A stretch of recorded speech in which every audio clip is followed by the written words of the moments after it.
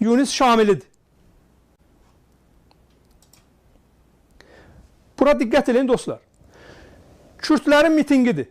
O PKK'nın bayrağı. Orada. Sonra indi yavaş-yavaş gələcək. Bu Kürt terör təşkilatlarının şəhidləri. Təsəvvür eləyin. Bayraqlara baxın. Bir dənə Azərbaycan bayrağı yox. Pejak. Orada var. Ocalan. Görürsünüz dalğalanır. Ocalanın şəkli orada var.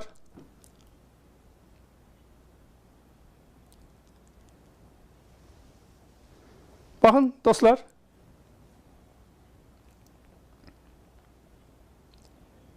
Hər halda mən bunu bir qədər qabağa çəkim. Baxın. Elə bu bax. Yuxarıda qırmızı finişlə də göstərir. O qara papaq qoyub başına. Bu Yunus Şamilidir ki, gecə-gündüz istiqlaliyyətin əleyhinə danışır. Gecə-gündüz. Bütün söhbətlərində toğlayır, fırlayır. Bunlar aşırıdırlar, bunlar heyvandılar, bunlar alçaqdılar, bunlar nədirlər. Baxın, gedib gizlənib orada girib PKK ilə əməkdaşlıq eləyir. İndi bu dəqiqə Azərbaycan diasporası bunun bandasını, bunu və bunun bandasını pulu ilə dəstək verir. Selamlar, Ayı Çehriqani. Ümid edirəm ki, halınız yaxşıdır və sağlığınız da yerindədir. Mən Yunus Şamiliyəm. Adım da sizin qulağınıza yəqin ki dəyib. Çünki son günlərdə dostlarım biri sizin bir müsahibəzi mənə göndərdilər. Cavad İsmail bəyli ilə. Və tövsiyə elədilər ki, bu müsahibəni mən görüm üçün orada mənim adım çəkilir və mənim haqqımda danışılır. Mən o müsahibəyə qulaq astım. Xüsusən 37-ci dəqiqədən 3-4 dəqiqə Cavad İsmail bəyli mənim haqqımda sizə və izləyənlərinə məlumat verir. Əvvəl məndən bir şəkil göstərir. O şəkildə bir təzahüratdan və hər halda rejimə qarşı təzahüratda da mən yüzlərcə təzahüratda iştirak eləmişəm. Və orada bir şəkil göstərir məndən və elə bir tanıtır ki, güya mən getmişəm orada kütlərlə təzahürata, Ocalanın, PKK'nın, kimin yanında durmuşam və onların təzahüratında iştirak eləmişəm kimi göstərməyə çalışır. Şəkil mənə yaxınlaşanda bu İsmail bəylinin o rüsva üzünü aydınlaşdırır. Orada Bəluçların bayrağıdır. Yəni indi sən təzahürata getdiyində orada hər kəs gəlir, öz bayrağını qaldırır, öz sloganını göstərir və hər bir təzahürata da rejim qarşısına getsən, Avropanın, Amerikanın hər yerində qururların hamısı da gəlirlər və kütlər də gəlirlər. Amma bu insan həqiqətən bilmirəm içində nə keçir, amma orada məni PKK'cı, Ocalancı, Pejakçı, nəçi tanıtdırmağa çalışır. Yəni sizə və izləyicilərinə. Bundan alçaq davranış sözlərinin davamında gəlir. Deyir ki, mən, yəni Yunus Şamili olaraq istiqlalçıları, heyvanlar, alçaqlar və vəhşilər adlandırıram. Həqiqətən inana bilirsiniz ki, mən və hətta Əliza bəy Ərdəbili də istiqlala inananları bu qavramlarla adlandırır. Mən bu danışıqdan sonra istiqlalı siyasi stratejimdə harda görürəm deyə o danışıqların birini ya ikisini sizə göndərirəm və görərsiniz ki, İsmail bəyli başqa işin arxasındadır. Başqa məqsədlə bu meydandadır. Yəni bu iki haqda yalanlar bir insanda biraz da şərm həya olsa ağzına gələnməz, bu iki haqda yalanlar deyilə bilməz. Sonra danışığın davamında məni Stalinçi, Leninçi, o zaman onlara inanırdım, indi də istiqlalçılara qarşı fəaliyyət eləyirəm. Özdə utanmaz deyir ki, bu sözlərimə sənəd var. Mən ömrümdə bir gün də Stalinçi və ya Leninçi olmamışım. Yaşamımda əgər bir gün də Stalinçi və Leninçi olsaydım, ürəyim yanmazdı. Deyərdim, bir gün olmuşam, o sözü deyir. Amma o İsmail Bəyli həyasızca bunu mənə yapışdırmağa çalışır və məni o cür izah edir. Əlbəttə burada qəsdim yoxdur bunu deyim ki, Stalinçi və ya Leninçi olma bir günah sayılır ha.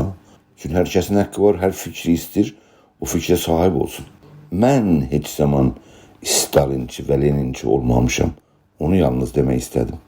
Cavad İsmail Bəylinin bir başqa qaba yalanı da biz güya Rıza Pəhləvi ilə, yəni Şahın oğlu ilə daima görüşməkdəyik deyə çox təkidlə də belə utanmadan və həyasızca ifadə edir. Bir də bir neçə seminardan ad çəkir ki, o seminarda Şirin İbadıdan dəvət olub. O düzdür. Həmin bu qadını elə bu Əli Rza Ərdəbillər, Yunus Şamillər bunların vasitəsilə gətirirlər orada Heydər Əliyev adına fondun büdcəsi ilə, pulu ilə gəlib Almanda konferanslarda bunlara şərait yaradırlar. Yəni bunlar mənim demişəm, mənim gündəmimdən bunlar heç vaxt çıxmayacaq. Nə qədər ki sağam varam, çıxmayacaq. Biz bir sıra Azərbaycan aktivistləri ilə devamlı olaraq seminar keçiririk və təbiətən Azərbaycan şəxsiyyətlərini ora qədər ki hərəkatımızın təbliğ və tərvicində bir rol oynasın deyə dəvət edir. Şirin xanım İbadi də onlardan biridir.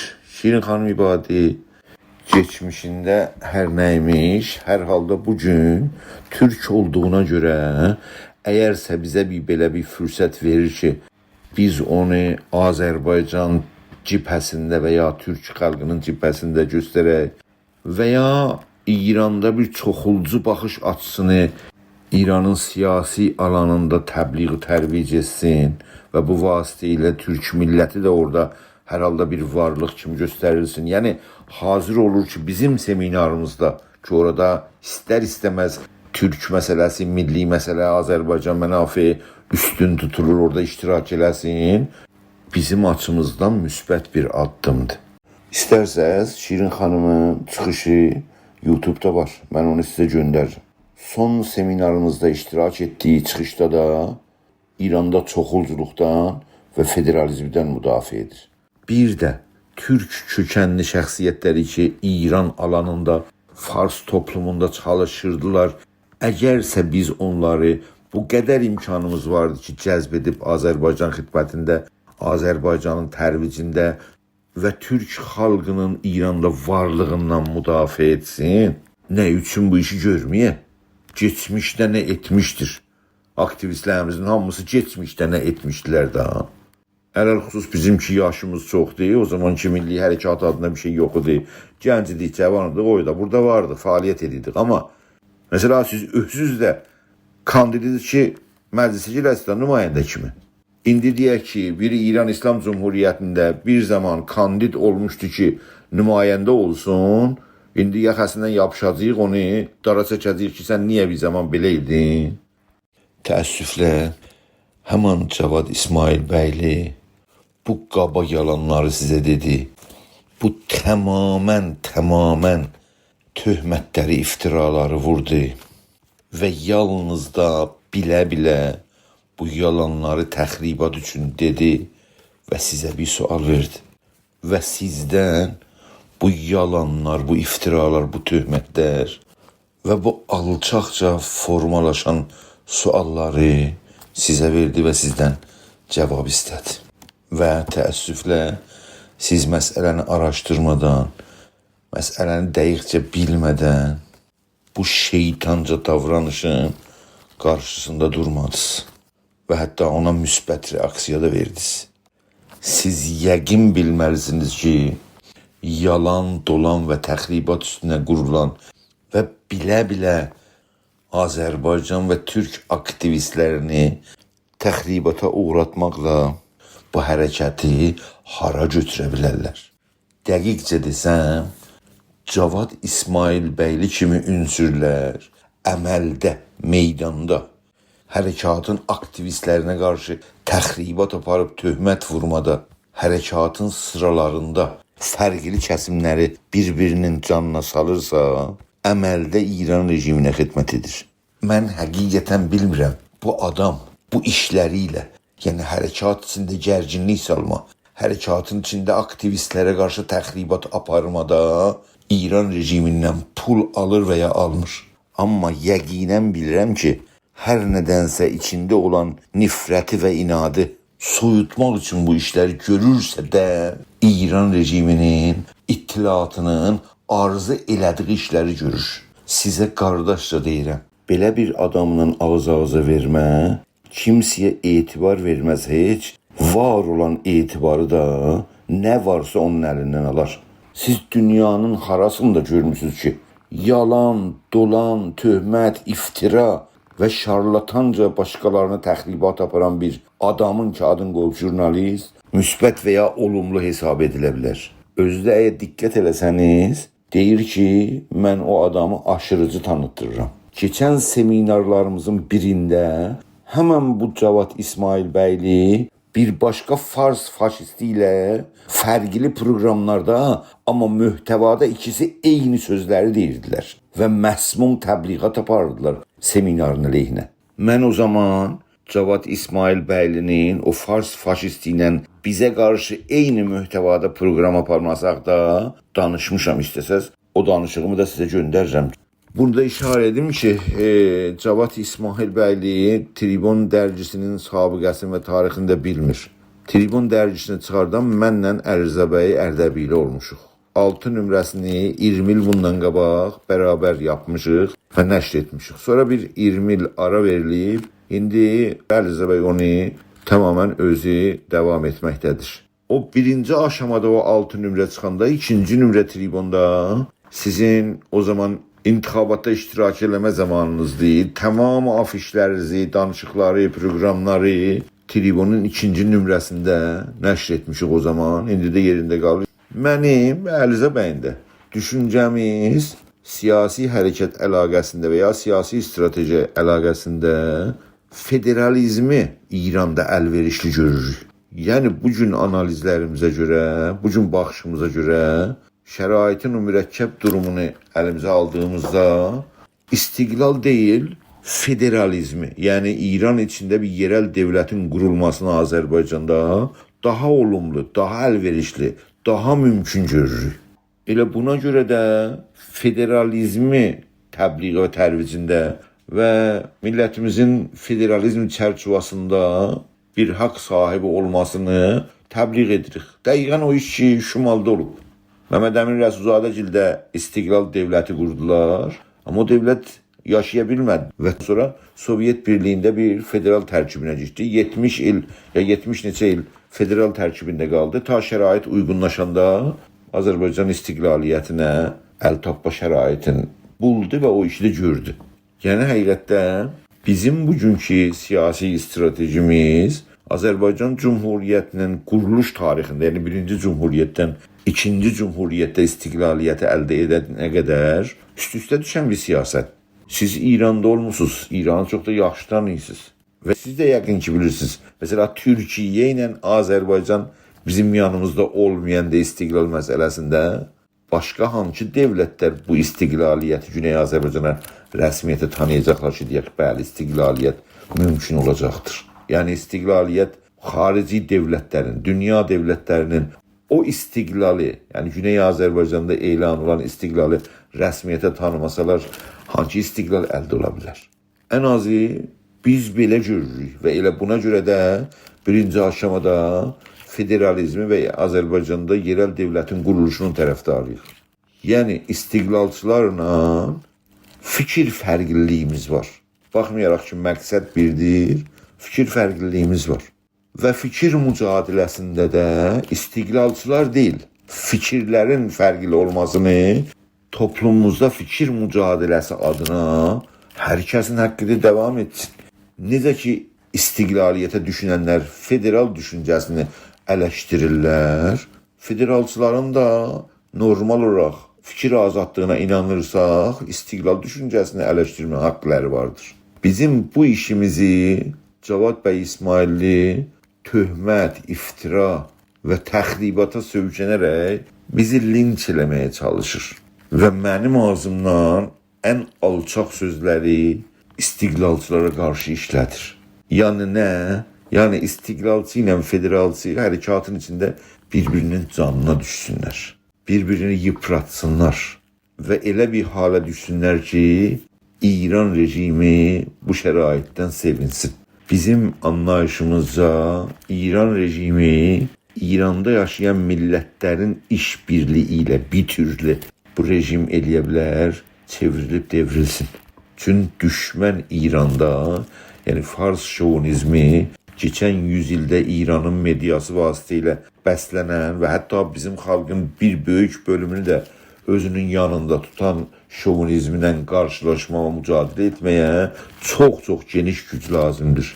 Bu o siyasətdir ki, ümumiyyətlə İran rejimi dəyişilməsi və İranda yeni yapının, yəni federal sistemində Güney Azərbaycanda bir devlətin bərpa olmasına şərait yaratmasını sağlaya bilər. Adın çəkdiyim konular mürəkkəb mövzulardılar və uzun danışmağa ehtiyacı var, amma sizə mən necə düşünürəm deyə qısa izahat vermək üçün bunları danışıram. Və sizdən ricam budur ki, biraz daha diqqətli olasınız. Yəni elə olmasın ki, Cavad İsmail bəyli bir şey demək istir, amma o sözü demək üçün sizi dəvət edir öz proqramına, sizin ağzınızdan özü arzu elədiyi sözləri çıxartsın. Eyni halda da siz əgər yanlış məlumat əsasında mövqe və mövqe tutasınız, yanlış məlumat əsasında buna və ya ona bir sözlər deyəsiniz ki, gerçəkdə töhmət və iftira mənası var da. Əgər bir mövqe yanlış məlumatın üstündə tutulur, o mövqe necə eləyə bilər? Dəqiq və düzgün bir mövqe olsun. Elə buna görə də bu mesajımı qardaşca sizə çatdırmağa çalışıram. Siz bəlkə məndən yaxşı bilirsiniz ki, çox ağır bir yoldayıq. Bizə bu yolda təkcə uğur qazandıran şivə doğru düzgün bir siyasətdir. Məncə doğru düzgün siyasəti yalan, yulan, iftira və təxribatla Azərbaycanın aktivistlərinə önə aparmaq olmaz ki, Cavad İsmail bəyli o şivəni seçib götürmüşdür. Cavad İsmail bəyli danışdığında elə diasporanı ələ verir ki, güya diaspora bizə köməklik edir ki, biz də məsələ şirin ibadını konferanslarımıza dəvət eləməklə məsələ ermənilərə xidmət edir. Yəni Cavad İsmail bəyli Azərbaycan dövlətini Ermənistana xidmət eləməklə bu danışığında ittiham edir. O Azərbaycan dövləti ki, 2-ci Qarabağ davasında 40 gündə Azərbaycan ərazisini tamamilə azad elədi.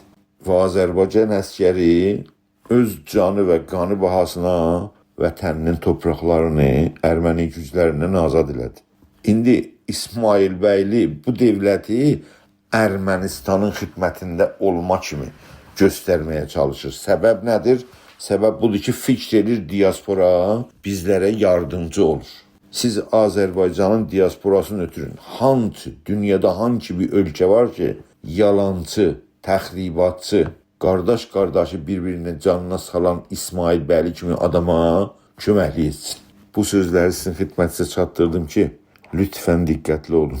Azərbaycan aktivistləri sırasında düşməni axtarmaq və İsmail Cavad bəyli kimi Azərbaycan aktivistlərinə qarşı təxribat və linç siyasəti aparanlar bilə-bilə və ya bilməyə-bilməyə hər halda İran rejiminə xidmət edirlər.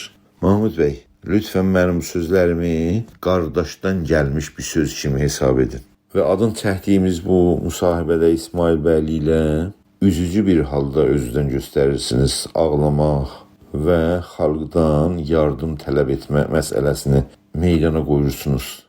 Bunun mənası siz də yəqincə bilirsiniz ki, hərəkatımızın zəif bir durumda olmasını göstərir. Yoxsa güclü bir durumda olsaydınız, güclü bir hərəkət sizin arxanızda olsaydı, belə bir duyğusal reaksiya və kömək tələb etmənizə nə gərək vardı? Xarici dövlətlər, hətta öz qardaşlarımız daxil dövlətlər belə yardım məsələsinə gəldiyimizdə lazımi qədər siyasi otoritəsi olan təşkilatları və ya liderlərdən himayət edərlər. Yəni xarici dövlətin himayəti ilk öncə xalqın himayətinə bir hərəkətdən və ya bir liderdən ehtiyacı vardır. Yəni bir siyasi lider hər şeydən əvvəl xalqının nəzərini cəlb etməli, xalqından himayət almalı və istər-istəməz xalqından gələn himayət bir təşkilata və ya bir siyasi liderə heç zaman gözdən qaçırmazlar. Amma təəssüflə bizim durumumuz elə bir durum deyildir. Bizim xalqımız keçən 100 ildə assimilyasiya siyasətinə şiddətlə məruz qalan bir xalqdır. 1979-cu ildə Şah rejiminə qarşı devrimdə hətta Azərbaycan adına bir təşkilat yoxdur. Yəni 57-ci, 58-ci ildə İran tarixi ilə xalqımız tamamilə Fars şovinizminin yanında durdu. Xumeyninin rejiminə səs verdi. Bu xalq bu durumu ilə, bu şəraiti ilə birinci dəfə Azərbaycan Cumhuriyyətinin istiqlaliyə yetirəndən sonra milli fikirlər Azərbaycan Cumhuriyyətinə, bizim gənclərin zehninə Güney Azərbaycanda intiqal tapdı və bu vasitə ilə yavaş-yavaş bir milli hərəkət canlandı. Yəni bunu demək istəyirəm ki, tariximiz də qıssa tarixdir, hərəkətimiz təcrübəsiz hərəkətdir və hətta deyə bilərəm ki, tək-təkimizin, hamımızın siyasi sahədə təcrübəsizliyimiz hər şeydən aydındır. Bir xalqın keçən 100 ildə siyasət sahəsində deneyimi olmursa, o xalqın öndə gedənləri bugün necə eləyə bilərlər ən üstün səviyyədə həm bilim və həm təcrübə sahibi olsunlar. Və bizim hərəkatın zəif durumu da adın çəkdiyin təcrübəsizliyin doğru bir göstərisidir. Uzun danışmaq istəməzdim, amma hər halda sözü getdi. Əgərsə biraz uzun danışmışam, siz məni öz böyüklüğünüzlə bağışlayarsınız. Amma hər halda fikir elədim ki, qardaşca bir dərdləşməmiz faydalı ola bilir. Vaxt qoyub mənim sözlərimi dinlədiyiniz üçün çox-çox təşəkkür edirəm.